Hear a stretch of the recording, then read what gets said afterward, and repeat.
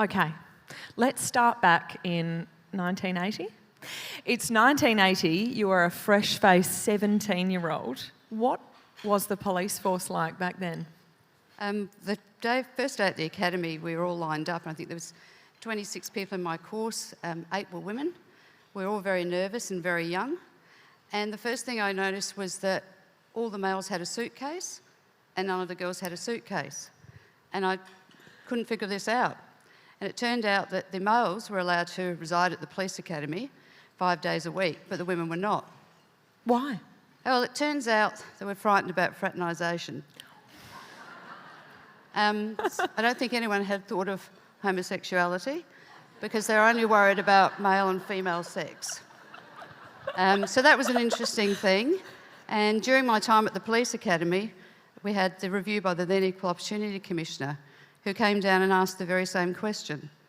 And I think rather than the reason that I assumed, she was told it was because the cubicles didn't have shower curtains and the girls would be very modest. It was a very simple fix. She said, put doors or curtains up. And things changed. And when I came back from one of my out phases, I turned up with my suitcase. Good on you. Now, obviously, the gun in the handbag story, obviously that little bit came when I was having the chat to you before today. Talk us through this. So when we graduated in 1982, we didn't have the unisex uniform. I graduated in a skirt and a blouse, and I had a handbag. And I'd been trained in the small Browning pistol, and it was kind of perplexing about where am I supposed to put the gun? And I discovered I was supposed to put it in the handbag. How does that work? You're racing out somewhere. It was interesting because I don't think there's much thought to that process. But a lot of the time it was a really good lasso because it had a fair bit of weight in it. Lasso? How long did it last like that for? Gun in the handbag? It probably didn't last that much longer than a few years after that. And we actually changed to, wearing the exposed firearm, and then we changed the type of firearm that we have, and then we went to a more unisex uniform, which obviously we now have. And so the training moved, the uniform moved. That's probably the biggest symbol in the time since I've been in policing of an external look to women and men in policing in terms of a more equal look. You've graduated. You're looking forward to going out on the beat, and do they still call it that, on the beat? Yes. Yes. You go to the John Martin's Christmas pageant, no longer John Martin's Christmas pageant, but you go out there, and what do they assign you with? I was at the briefing, as you all are. Everyone's being assigned their duties. I was quite keen, a nice community event, friendly crowd, looking forward to whatever beat point I'd be given. And they call out my name and they say, and you'll be on missing children. And I went and spoke to the sergeant and said, why am I on missing children? And he said, well, you know. I said, no, I don't know. And he said, you're a woman. You'll know what to do with them. And I thought, I don't even have children. You didn't even have children at the time? I had no idea what you did with them. And I looked at some of the men I worked with and I said, well, he's got children and he's got children. Why me? And I was told, because you're a woman. And what did you do that day? I went and looked after missing children. Were you bitter about it at the time? No, I was surprised. And then I remember having a follow-up conversation with my substantive sergeant, and the advice was, well, you need to speak up because that's not right. And it was good advice because you do need to speak up. And did you? Yeah, following that, I don't think I ever really lost my voice. And I think the Commissioner will tell you I still have it. We know SAPOL now has this aspirational target of 50-50 men to women recruitment ratio.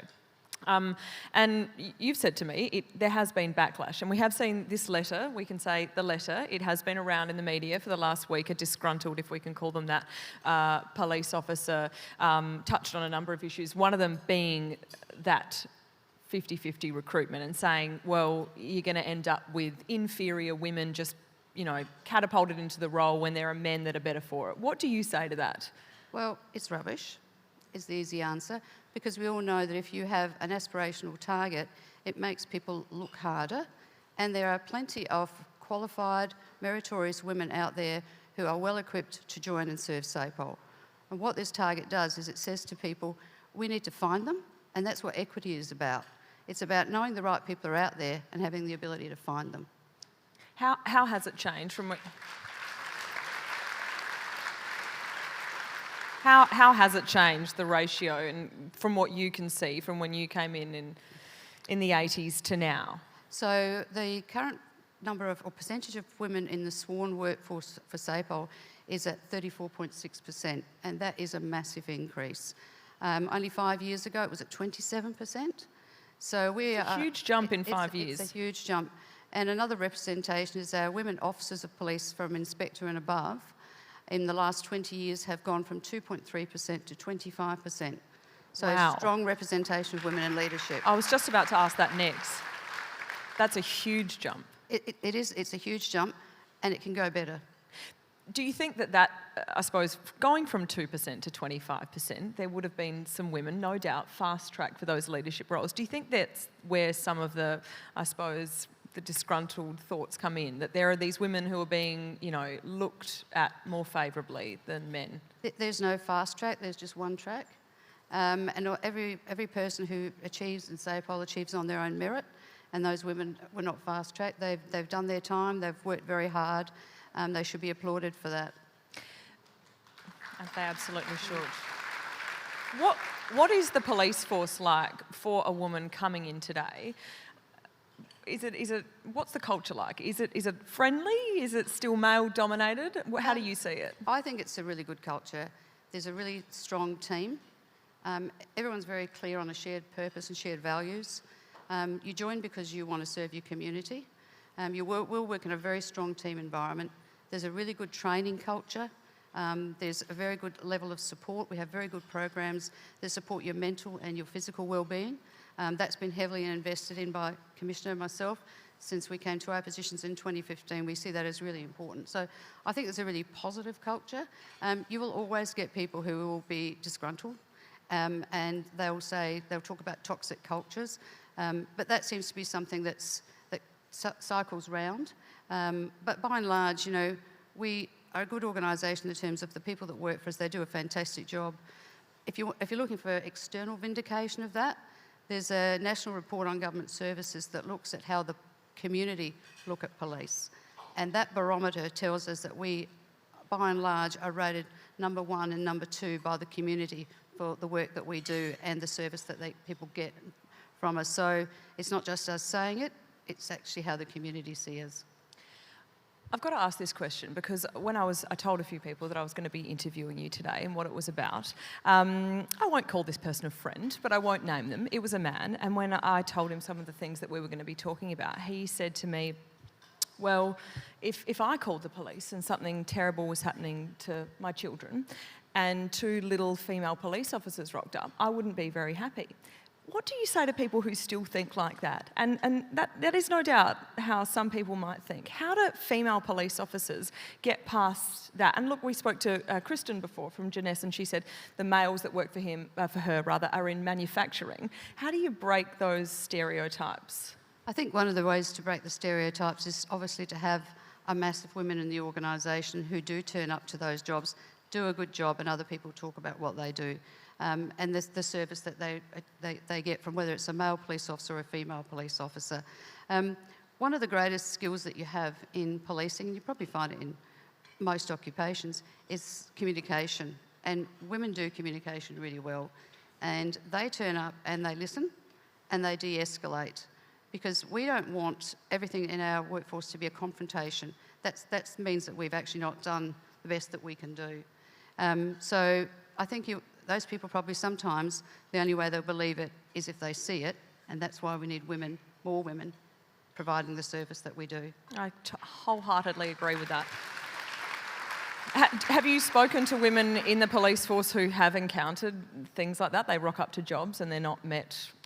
We train people to be prepared for sometimes a cold reception, yeah. Whether they're male or female. So you're trained in how you will respond to those difficult situations. And one of those is about people calling you out for being a female. But as we say, the proof is in what you do and knowing that you've been trained and you're confident and you're going to do a really good job. And let that person walk away, maybe surprised, but maybe disappointed that they were wrong. You have said in the past yourself, you've in the past been quite self-deprecating and shy about your achievements, and there are plenty, but now you are a little bit prouder about it. Why is that, and why is that so important for women, not just in the police force, but professional women, to be loud and proud about your achievements? So I reflect back, perhaps, part of it is having been in the occupation for 43 years. When I came in, part of it was learning to survive. Learning to decipher the code about how you would succeed, and then once figuring that out, being louder and prouder about your achievements and being willing to share those stories, because over 43 years there's been a significant change in your ability to have your voice and to be heard. So there are two things there about having your voice but actually being heard. So I'd say to people, you should always find your voice and find people who will listen to it, because there are people there who will do that. Now, I work with your sister-in-law, Deanna Williams. She's our wonderful court reporter at Channel 7. And I said to Dee yesterday, what should I ask Linda? She said, I'll firstly ask, who's her favourite sister-in-law? And I said, all right, Dee. Oh, I think we all know that now. We all know that. She's the most beautiful woman. And then she said, oh, she is tough. And I said, is she? I said, not that I don't think you seem tough, but she said, oh no, if she wants to get something done, she will. She is a tough woman. How have you gone about your leadership role, and how do you navigate sort of striking the right balance between being tough and fair? And do you find any challenges in particular of being a really tough woman? I think I'm probably more, I think of myself as focused a lot of the time, and I can be quite goal-orientated, and a lot of the time I have to stop, take advice about not losing the perspective of people along the way, and bring them on the journey with me, rather than assume that we have a shared goal or a shared value. So sometimes it's about having good friends, critical friends, who are prepared to give you that advice when maybe you are, if it's coming across as tough to other people. Do you find any males struggle in the police force to deal with a female boss? Have you encountered that as you've rise through the ranks? There have been, Krista has, yeah. Well, there's been different people who've found it a challenge, and I've sensed that. I was once taking up a new posting, and I was going to be the officer in charge of a particular area, and I'd heard that the person who was being posted there as the second in charge didn't want to work with me. I'd never met this person. I couldn't understand the motivation, and I thought, well, we're going to work together. What am I going to do? So I asked them to come for coffee, and I just was open about it. This is what I've heard. I hope it's not correct, but if it is, why is this so, and how are we going to work together? And the person immediately sort of denied it, but it changed their outlook about, I'm going to confront this situation. We have to make it work, so let's be open about it. And we get on fine and we work together very well, but I just didn't need that undercurrent to undermine my role and what I was trying to do with the rest of the staff. So it wasn't an easy conversation. Don't sleep well the night before. You think of how it could go. There are many ways it could play out. How am I going to be prepared for it? Maybe I won't like what the person says about me, but maybe it's valid. And it turns out there wasn't really anything to it other than probably just a preference for not at that point wanting to work with a woman. Brave that you did that, but often when you do tackle, confront people head on like that, they don't really have much to say when you sort of, ask them why. They obviously... Well, and the easier part at that time was I was senior to that person, so it probably made the conversation interesting, but sometimes that's when you get to a position, you actually have to, you have courage to call it out. Talk us through the time you were an inspector at Sturt. There was a particularly memorable farewell present. Talk us through this story, how you landed there and what happened. So one of my jobs when I was stationed at Sturt was I used to manage the motorcycle police, or half the cohort of motorcycle police that were based there, and they're all men. And it was an interesting experience working with this group of men, because they were particularly probably entrenched in their views. And I remember we'd have team meetings and we'd have this standing agenda of things we would talk about. And I suggested that we needed to put on the agenda equity and diversity as a standing topic. And they were just kind of bemused, why we don't have any women here. And I said, well, we do, but it's actually not just about gender-based issues, it's actually about equity. And I sort of said to them, how do you know that you get equity in relieving the duties of the sergeant? So I made it something that they could understand, and they said, well, the senior sergeant just picks. I said, but is that fair? Do you have aspirations for that job? Would you like to relieve in that job? That's about equity, it's about access. And they then understood that actually these things do affect them. So when it came to my last day, before I moved to another posting, we were having a farewell, and they presented me with a very special gift, which I'm not sure if it showed I'd made any inroads, because it was a police motorcycle helmet that they'd painted pink. And I do have that in my office to this day in pride of place. You've still got it? I still have it. Have you ever worn it? No.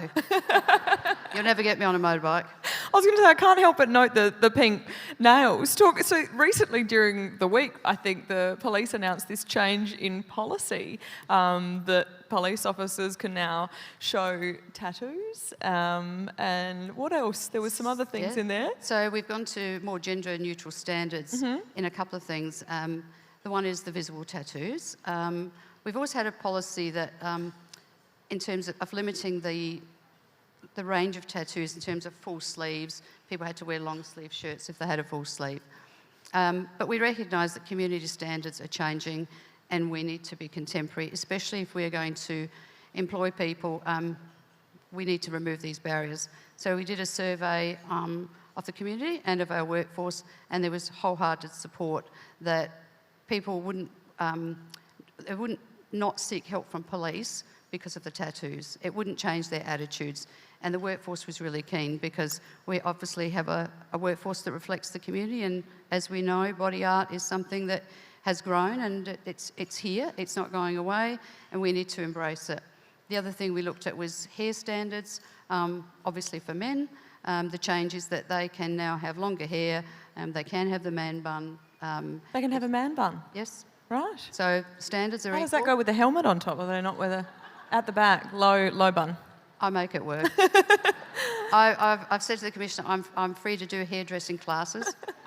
And the other thing was earrings. So at the present time, earrings are not permitted with a uniform, but they'll be permitted, small studs, both ears or one ear.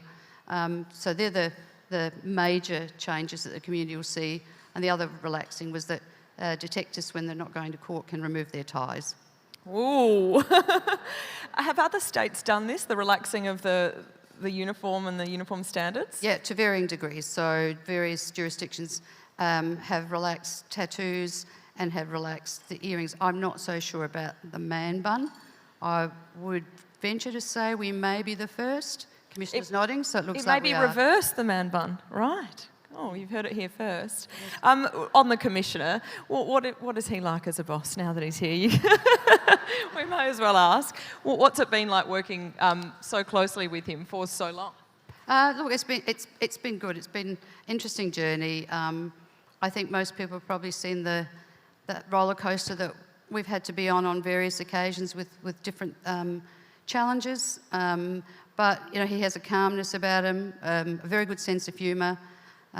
He is very people-focused, and that's where I get a lot of good advice about sometimes I need to slow down and think about people a little bit more. It's not that I don't, but I think there's a bit of a yin and yang to our personalities about how we work.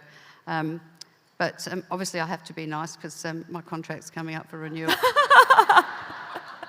Well, I was about to ask that. When do you think we might see a female Commissioner? No, I'm just going at least 5 years away because Grant's just had his contract extended during the week. But I mean, can we ask you, is that something that you would want? Oh, look, I'm very proud of where I've come to, and whatever the future holds, it'll be what it will be. The fact that the Commissioner's had a few accidents on his bike, I haven't been near. May have looked like me, but it really wasn't me. That sounds like a good competitive working relationship you've got going on there. Any parting advice you'd give to young women, maybe even thinking about joining the police force, who are maybe a bit on the edge? What would you say to them? Well, I'd say we certainly work as a good team. We have a purpose. We also have an air force, and we have a helicopter and a plane. So if there's a pilot in the room, that job's definitely going. I also drink wine, so we've got a good wine spirit, and there's no problem with that. But in all seriousness, you know, it is a really good job. The variety's there. You can work in different actual parts of the police force and have one employer. You can move around, you can have variety. Team spirit's great, a lot of camaraderie, and you probably sense there is a lot of humour. Police officers use humour as a way of dealing with what they have to deal with a lot. And it's just, there is a good esprit de corps. And I think you get a lot of satisfaction out of the work you do because you make a big change to people's lives at times of crisis, because that's when people call us. They need help, and you get that sense of satisfaction of it. You're the person that can go and help them through whatever it is they're facing, and they wanted you to be there by and large. Well said. Everyone, can we please put our hands together for the remarkable Linda Williams, Assistant Police Commissioner. Thank you so much for taking the time to be with us today. That was just so wonderful.